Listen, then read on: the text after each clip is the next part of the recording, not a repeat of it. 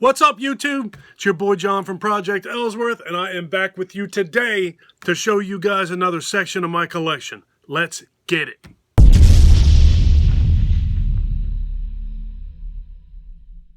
Alright, so today we are finally finishing up the first row, which is this guy right here. What's up, Gunner? Alright, let me get these things pulled and we'll see what we got. I hope you guys are all doing well and staying safe as usual. Alright, it looks like we're finally going to finish up row 1 of my movie collection. It's been, this is section 15, so it's been 15 weeks, and we are still only in D and entering E. So, it looks like we're going to be able to do this for quite a bit more time.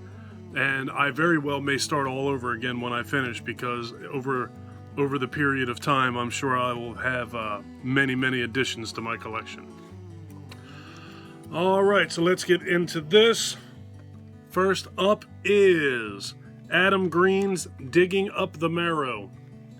I remember being very excited about seeing this movie because I dig Adam Green's stuff. I thought that, I love the Victor Crowley stuff, the Hatchet stuff. Another lesser known one is Frozen. I don't know if you guys have seen or haven't seen Frozen. People being stuck up on a ski lift. Sounds very boring. It was actually really good. This on the back says the scariest movie of the past 2 decades. That's completely untrue because his Hatchet movies were scarier than this one was. Taps into primal fears you didn't even know existed.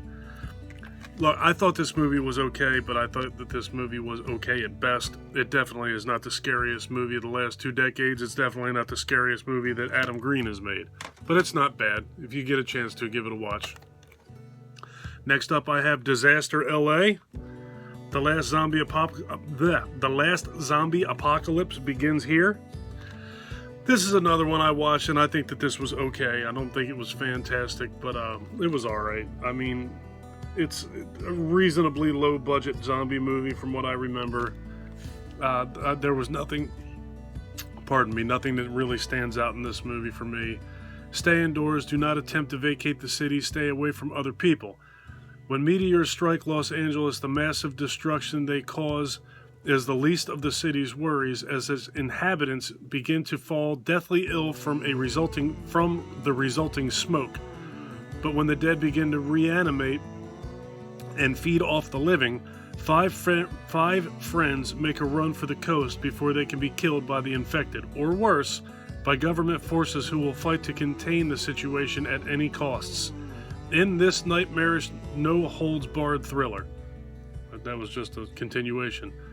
Let me read that again, just because my OCD didn't like the way that came out. Never mind. I'm not reading it again. How do you like that? Alright. That movie was okay. Nothing, like I said, nothing memorable about that. It was just okay. This one was definitely more than okay. Dog Soldiers. This movie's fantastic.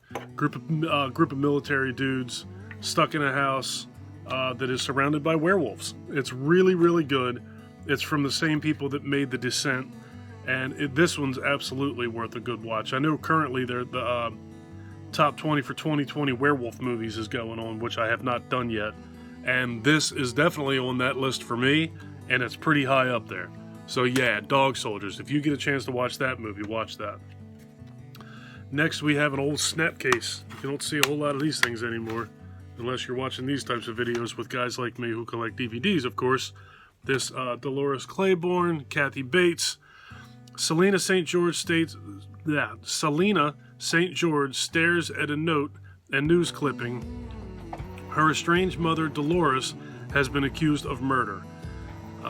Grudgingly, Selena returns to her tiny Maine hometown to offer help.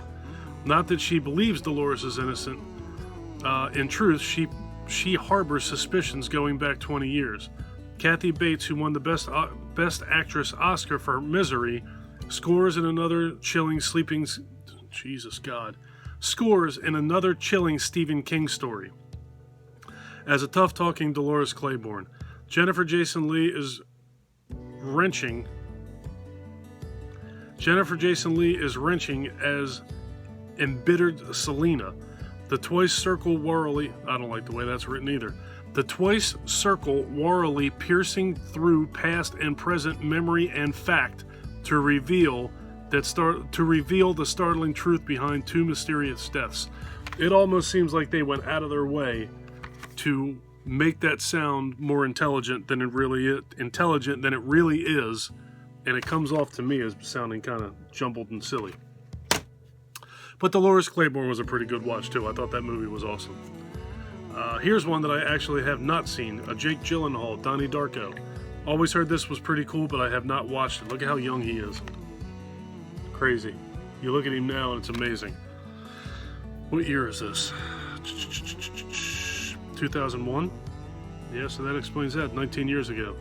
In this edgy psychological thriller, Jake Gyllenhaal leads a star-filled cast, blah, blah, blah, blah, blah, as a delusional high school student visited by a demonic rabbit with eerie visions of the past and deadly predictions for the future. I really need to watch this. I've heard quite a few people. Oh, Drew Barrymore's in this. And Patrick Swayze's in this. Yeah, I definitely need to watch that. I've never seen, I don't think, any of this movie. But I know I bought this reasonably recent somewhere for next to nothing. Yeah, I gotta check that out. Alright, next up is Don't Answer the Phone. I did watch this. It's been a while since I watched it, but I remember this movie being alright. Vietnam veteran photographer terrorizes Los Angeles by going around strangling young women in their homes while taunting psychologist Lindsay Gale by calling her radio call-in show to describe his misogynistic ways. Meanwhile, the police detectives are close behind the psycho, hoping he'll slip up and make a mistake. This was a pretty decent movie. It very much is in the vein of One Missed Call, those types of things. But yeah, it was pretty good. Nothing great, but pretty good. Alright, here's one that I have not watched, but I really need to watch, simply because it's a Guillermo del Toro movie. Don't Be Afraid of the Dark. This is another one. I saw this sitting on a shelf for the longest time at Best Buy, and I think I finally bought it about a year and a half ago, probably, for like $5.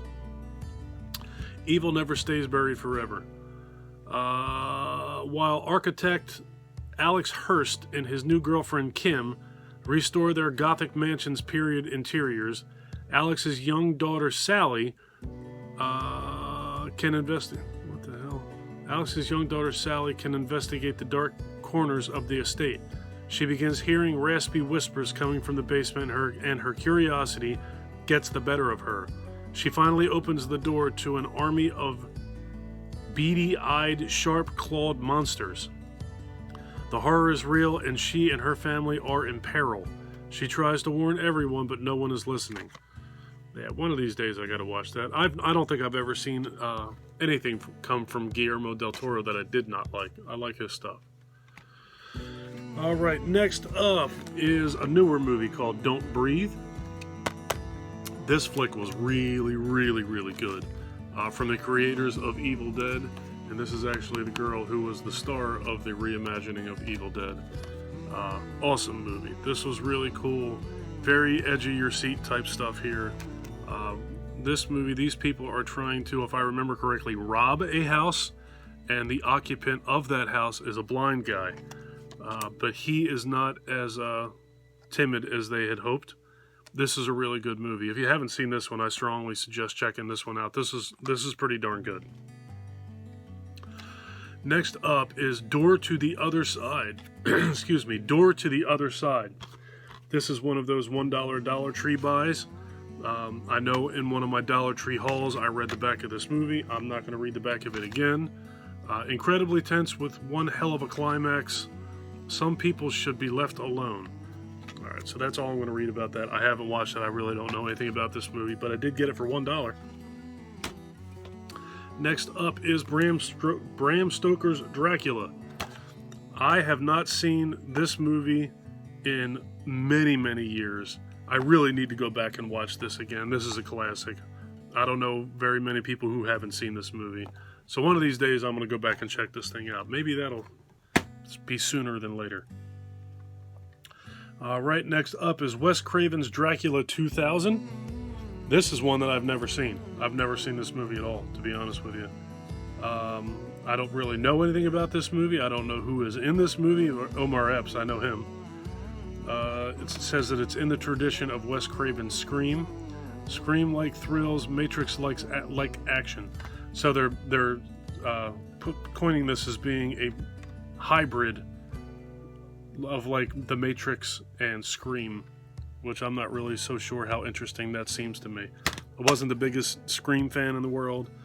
The first one's really good. I mean, I'll give it its due. But the rest of them I wasn't crazy about.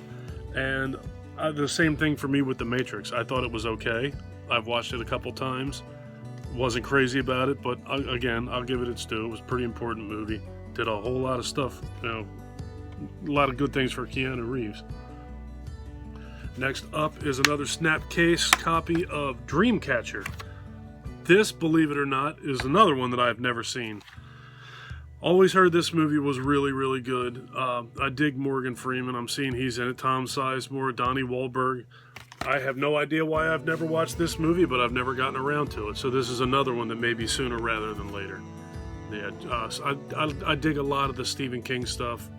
That's just another one that for some reason I haven't watched. Next is Drag Me to Hell. I believe this is Sam Raimi, right? Yep, from Sam Raimi. This one I did watch. I watched it right away. I think this movie's got some good stuff about it, and it's also got some stuff that I wasn't real crazy about.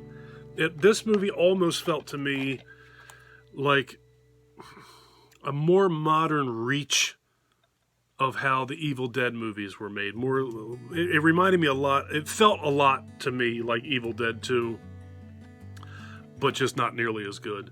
So yeah, Drag Me to Hell. It's okay. I think she denies like a bank loan to some sort of a witch or gypsy or something like that, and then I believe the woman haunts her or puts a curse on her. I don't remember exactly what it was, but I remember not being crazy about this. Let me see. I don't want to sit here in complete silence while I read this. Christine Brown is on her way to having it all: a devoted boyfriend, a hard-earned job promotion, and a bright future. But when she's forced to make a tough decision that evicts an elderly woman from her house, that's what it was. It wasn't a loan. She evicts her from her house. That's what it is. And it would be kind of weird if that was a denied bank loan. That's a little rough for something like that. Kicking somebody out of their house, that's a different story. Next up is The Drownsman. Pretty sure I bought this pretty dirt cheap too. A new horror creation worthy of standing alongside the likes of Jason, Michael, and Freddy. The Drownsman is just that good. That's an incredibly bold statement. I have not watched this movie yet. A refreshing throwback to 80s slasher films with a modern flair. That is written by Dave Dreyer from the Horror Channel. How long can you hold your breath? After almost drowning in a lake accident, Madison develops a crippling fear of water. But when her friends attempt an intervention, they unknowingly unleash something far worse. The vision of serial killer turned supernatural psychopath Sebastian Donner, known as the Drownsman, who begins to stalk the women one by one, dragging them into a lair of submerged torment from which there is no escape. That actually sounds really, really good. I don't think I've ever even watched the trailer for this movie, and I don't think that I ever read the back of it. I believe that this is a movie that I think just sat around on shelves long enough that eventually I said, hey, there's a horror movie for a couple bucks, and I bought it. But that actually does sound really good. I'm more interested in that than a lot of the things that I've read lately. I think I'm going to watch that very shortly. All right, next up is a Dimension Extreme release. It is Eden Lake. It's got the sticker over the top of it. Apparently I paid $15 for that when I bought it. This was really good. Very disturbing. It makes you really, really dislike children. Disturbing, terrifying, genuinely scary horror flick. Like a bad dream turned worse nightmare. This movie's great. This woman and her either boyfriend, fiance, or husband, her significant other, are out at a lake having a picnic or something like that, or they could just be out there fooling around for all I remember. But I know it's those two alone at a lake, and these kids come up and start to, let's just say, give them a hard time. This movie's really, really good. I remember really enjoying this movie. It's been years since I've watched it, but that's a good flick. Next up, we have Ed Gein. This one I don't think I ever watched. This copy of Ed Gein, I know I watched. This one's with Kane Hodder. This came out, I think they put out like Dahmer, and they put out Ed Gein, and they may have put out John Wayne Gacy. These all came out at the same time. They're like B movies, low budget biopics. I don't think I ever watched this one. I'm pretty sure I watched Dahmer, but I don't think I ever watched the Ed Gein movie. I definitely watched the Kane Hodder Ed Gein movie, and it was okay. I don't remember it being anything special either. I watched it as soon as it came out. I think I grabbed a hold of this thing because I saw an advertisement for it in Rue Morgue magazine. That, on top of it's an Ed Gein story, on top of it's Kane Hodder portraying Ed Gein, I was curious, but I don't really remember it all that well, which tells me that it probably wasn't that great. But yeah, Ed Gein. Next up is Alyssa Milano in Embrace the Vampire. This movie I've also never seen, but this movie looks to me like something that should have probably appeared on Cinemax or Skinemax back in the day. I don't know. Nothing about this is appealing to me at all. As a matter of fact, I think this was a Christmas gift. I can't even imagine that I would have bought this. Alyssa Milano's, she's very fine, but not fine enough to make me watch this movie. All right. And lastly, Schwarzenegger in End of Days. This is another flick that I thought was really good. I haven't watched this one in a very long time either, but I do remember this being a pretty good movie. More chilling than The Exorcist. That's not true. More haunting than The Sixth Sense. End of Days will scare the hell out of you. It's definitely not as good as The Exorcist. I don't remember it as well as The Sixth Sense, and I don't believe that it scared the hell out of me. But I do remember it being a pretty good movie. So, that's going to do it for today. That is section 15, row 1, section 15 of my DVD collection. Next week, I will start on row 2 finally. Excuse me. If you want me to do a review of those, if you want me to do a quick review of those and include any of them in my Fright Flick Friday series I started last week, just leave me some comments. I'm pretty much open to watch any of those. There's several of them in there that I haven't watched yet that I want to watch. So I would expect that a couple of them are going to be coming soon. What was that? The Drownsman, definitely. I need to revisit Dracula, Bram Stoker's Dracula, Donnie Darko, and what was the other one that I wanted to watch? Dreamcatcher. I can't believe I've never watched Dreamcatcher. All right, I'm going to get out of here. If you guys like this video, please give me a thumbs up. If you really like this video and you've been enjoying my content up to this point, please do me a huge favor. Click that subscribe button and ring that notification bell. Take care of yourself, take care of each other, have a kick-ass day, and thank you for watching. Later, folks.